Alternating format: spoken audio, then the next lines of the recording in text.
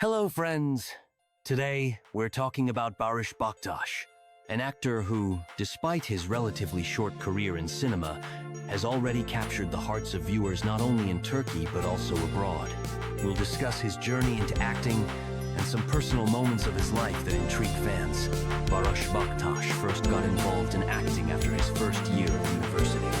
While working at a job placement agency, he often attended job fairs. But he soon realized that he wasn't enjoying this kind of work. One day, while meeting a relative, he mentioned his job, and the relative misunderstood him, asking, "Acting agency?" Once the misunderstanding was cleared up, his relative suggested that Barış try his hand at acting, and soon, without his knowledge, sent his application to an acting agency. Barış received several offers to act, but turned them down due to his studies and work. Finally, after exams, he found time to collaborate with the agency and began appearing in various projects and minor roles.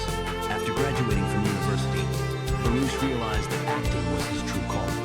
He removed his profile from the agency and dedicated himself entirely to studying acting, dance, fencing, and other skills necessary for an actor. His first serious role was in the horror film Çiçekleri, where he played the character convey. Shortly afterward, he achieved success by portraying King Henry V in the historical series War Legends in 2021. In 2022, he also appeared in the horror film House Number 26, The Scream of Death, where his character was also named Baris.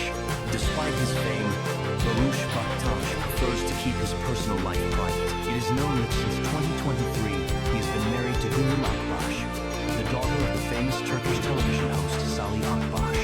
Gülüm owns a beauty salon in Istanbul, and the couple has no children together yet, though Gülüm is raising a child from a previous marriage.